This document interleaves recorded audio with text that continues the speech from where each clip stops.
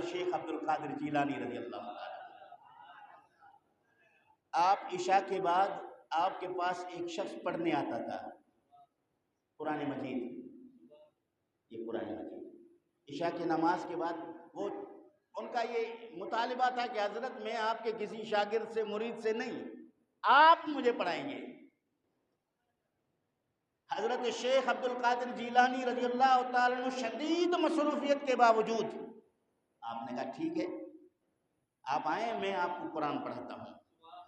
آپ ان کو قرآن پڑھاتے تھے لیکن کنت ذہن ہونے کی وجہ سے وہ سبق یاد نہیں کر سکتا تھا۔ آپ پڑھاتے تھے، دوسرے دن اس کو سبق یاد نہیں، پھر پڑھاتے تھے سبق یاد نہیں، پھر پڑھاتے تھے پھر سبق یاد نہیں۔ آپ کے ایک مرید نے، آپ کے ایک عقیدت مند نے عرض کیا حضور میں کافی عرصہ سے دیکھ رہا ہوں کہ آپ اس کو سبق پڑھا رہے ہیں لیکن یہ یاد نہیں کر سکتا، ابھی تک اس نے قرآن کا کچھ حصہ بھی نہیں پڑھنے پر وہ قادر نہ ہوا، آپ اس پر اپنا وقت کیوں ضائع کرتے ہیں؟ حضرت شیخ عبد القادر جیلانی رضی اللہ تعالیٰ نے کہا کہ پہلی بات سن لو، یہ پڑھنے کی نیت سے آتا ہے، اللہ پاک اس کو پڑھنے کا اجر دے دیتا ہے۔ میں پڑھانے کی نیت سے بیٹھتا ہوں، رب ذوالجلال مجھے پڑھانے کا اجر عطا فرما دیتا ہے۔ ویسے بھی اس کی ابھی مدت بہت کم ہے زندگی کی، اس کی مدت بہت کم ہے کہ ان قریب رب ذوالجلال کی بارگاہ میں یہ پیش ہوگا۔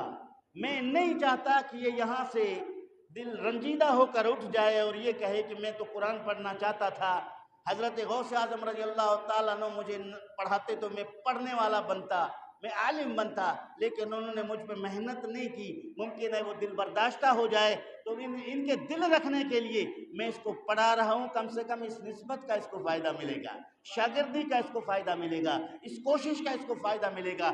یہاں سے پتہ چلا کہ ولایت کا کام کیا ہے، ولی کا کام ہے دین پڑھانا، ولی کا کام ہے قرآن پڑھانا، ولی کا کام ہے سنت مصطفیٰ پڑھانا۔ حضرت غوث اعظم رضی اللہ تعالیٰ عنہ بغداد سے گیلان سے چلے، ایران کا ایک علاقہ ہے جس کو جیلان بھی کہتے ہیں، وہاں سے چلے بغداد گئے۔ تو بغداد کیوں گئے؟ علم پڑھنے۔ کیوں گئے؟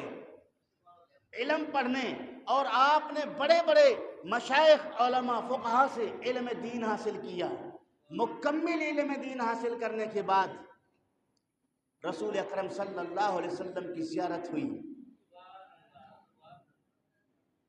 حضور اکرم صلی اللہ علیہ وسلم نے فرمایا عبد القادر اب تو دین پڑھ چکا ہے، اب عالم بن چکا ہے، اب میری دین کی تبلیغ کر، اب میرے دین کی تبلیغ کر، اب دین کے احکامات لوگوں کو سکھا، واعظ نصیحت کا سلسلہ شروع کر۔ حضرت شیخ عبد القادر جیلانی رضی اللہ تعالیٰ عنہ فرماتے ہیں میں بارگاہ رسالت مآب میں عرض کیا یا رسول اللہ صلی اللہ علیہ وسلم یہاں بغداد کے لوگ عربی فصیح ہیں، میں ایران سے آیا ہوا عجمی ہوں یعنی عربی نہیں ہوں، میں ان عربی لوگوں کے بیچ میں کھڑے ہو کر واعظ و نصیحت کیسے کروں؟ نبی کریم صلی اللہ علیہ وسلم نے فرمایا منہ کھولو۔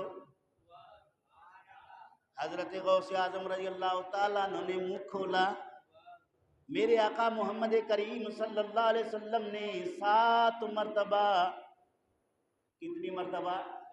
7 مرتبہ اپنے منہ مبارک سے لعاب نکال کے حضرت عبد القادر جیلانی کے منہ میں ڈال دیا۔ حضرت شیخ عبد القادر جیلانی رضی اللہ تعالیٰ عنہ فرماتے ہیں اس کے بعد میں نے حضرت علی شیر خدا کی زیارت کی۔ حضرت علی شیر خدا رضی اللہ تعالیٰ عنہ نے بھی مجھے کہا کہ آپ دین کی تبلیغ کریں، آپ واعظ و نصیحت کریں۔ میں نے بھی حضرت علی شیر خدا سے وہی عرض کیا جو رسول کریم کی بارگاہ میں عرض کیا تھا۔ حضرت علی شیر خدا رضی اللہ تعالیٰ عنہ نے سن کر فرمایا بیٹا منہ کھولو۔ حضرت غوث اعظم فرماتے میں نے منہ کھولا، حضرت علی شیر خدا رضی اللہ تعالیٰ عنہ نے میرے منہ مبارک میں 6 مرتبہ لعاب ڈالا۔ کتنی مرتبہ؟ 6 مرتبہ۔ میں نے شیر خدا کی بارگاہ میں عرض کیا یا رسول اللہ، یا علی المرتضیٰ، ابھی اللہ کے پیارے محبوب محمد کریم صلی اللہ علیہ وسلم کی زیارت ہوئی، نبی کریم صلی اللہ علیہ وسلم نے میرے منہ مبارک میں 7 مرتبہ لعاب دہن ڈالا ہے، اور آپ نے 6 مرتبہ فرمایا نبی پاک کی ادب کی وجہ سے، حضور کی ادب کی وجہ سے 7 میں بھی ڈالوں 7 حضور بھی ڈال دے تو برابری ہے۔ ادب یہی ہے کہ میں ذرا نیچے رہوں، اس لیے میں نے 6 مرتبہ ڈالا ہے۔ تو عزیزان گرامی، یہاں سے پتہ چلا کہ علم دین پڑھنے کے بعد اللہ کے محبوب کی خوشی اسی میں ہے کہ دین کی تبلیغ کی جائے، دین کا درس دیا جائے، قرآن اور سنت سمجھایا جائے۔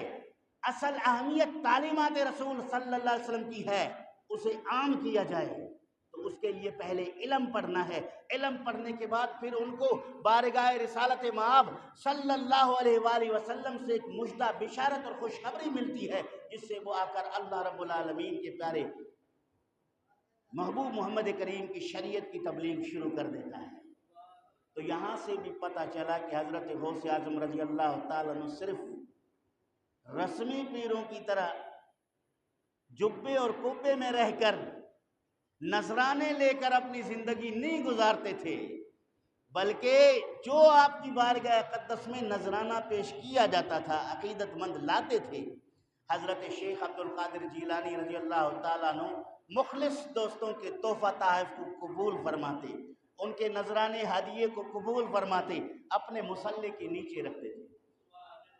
جس مصلہ پر آپ بیٹھتے تھے درس دینے، اس کے نیچے رکھتے تھے۔ اسی دوران اگر کوئی سائل آ کر کہتا کہ میری حاجت ہے، ضرورت ہے، مجھے کچھ دیجئے، آپ اس مصلے کے نیچے ہاتھ ڈال کر جتنا مٹھی میں آتا آپ اس کے ہاتھ میں دے دیتے۔ سخی بھی تھے، سخی بھی تھے۔ لوگوں نے نذرانے دیے، آپ نے قبول کیا، پھر اس کو اللہ کی راہ میں خرچ کیا، طلباء پر خرچ کیا، دین پر خرچ کیا، محتاجوں پر خرچ کیا، مسکینوں پر خرچ کیا۔ یہ اس طرح آپ کی یہ زندگی مبارکہ ہے۔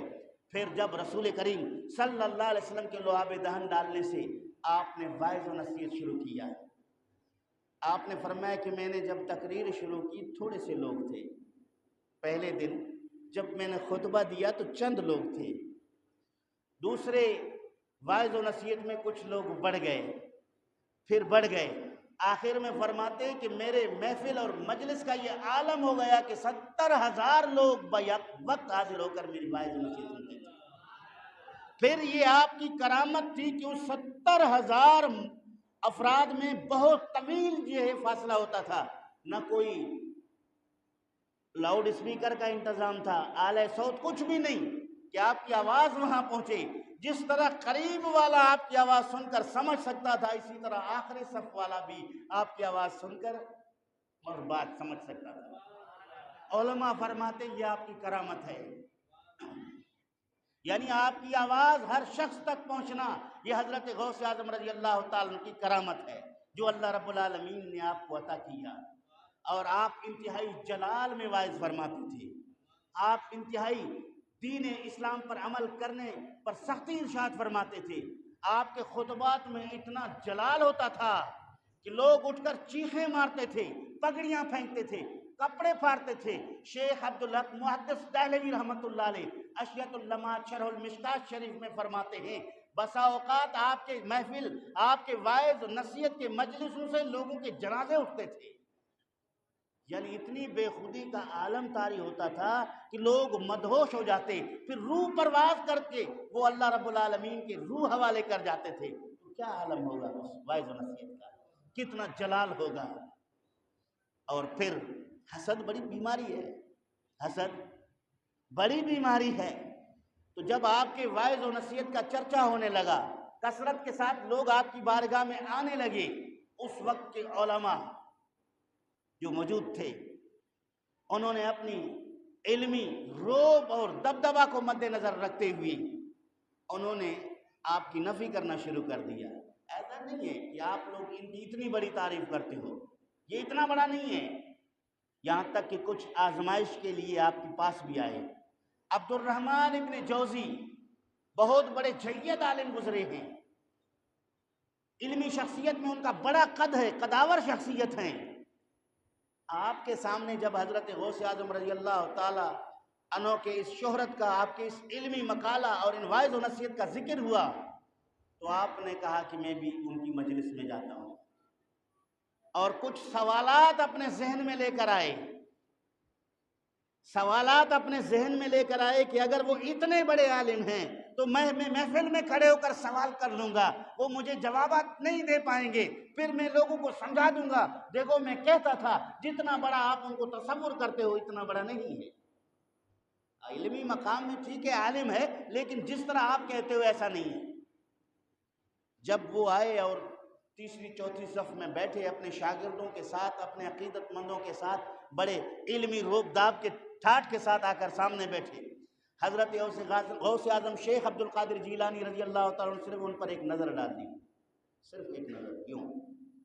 ایسے ہی نظر ڈالتے ہی اس کے دل میں جتنا علم تھا سب سلب ہو گیا، کچھ بھی اس کو یاد نہ رہا کہ میں کیا سوال لے کر آیا ہوں، میں کیا پڑھا ہوا ہوں، میں کیا جانتا ہوں۔